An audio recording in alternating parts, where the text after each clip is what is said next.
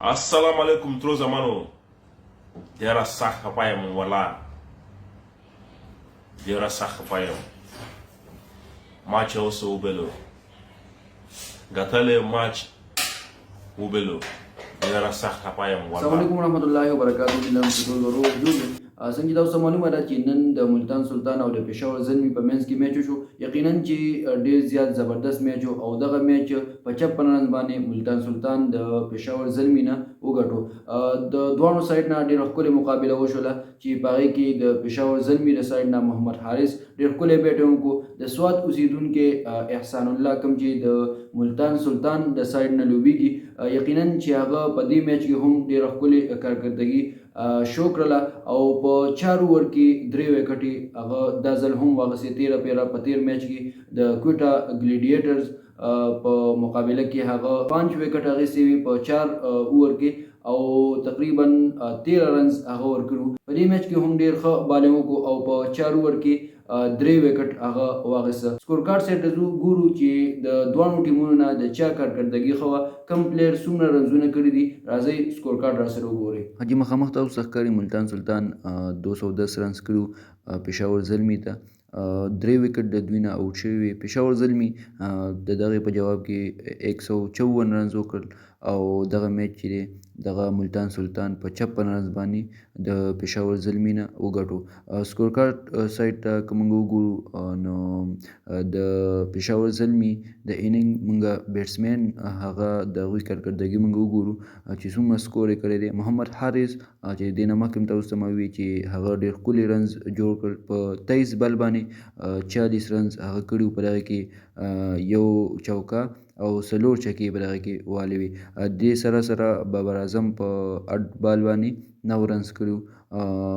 سیم ایوب چې په 37 بال باندې 53 رنز کړي وو. ده هم ډېر ښکلې کارکردګي شو کړې او د دې نه پس کیډمور هغه 6 بال والي وو، 3 رنز یې کړي دي. د دې نه پس بیا تاسو کتلی شئ پاول د 12 رنز باندې 12 بال باندې 23 رنز کړي دي. داسې نور هم تاسو وګورئ نو لږ لږ رنز په دې کې شوي دي. که اوس موږ وګورو د ملتان سلطان اننګز ته نو بیټسمین شان مسعود په 25 بال باندې 20 رنز کړي دي. په دغه کې 2 چوکې د والي دي.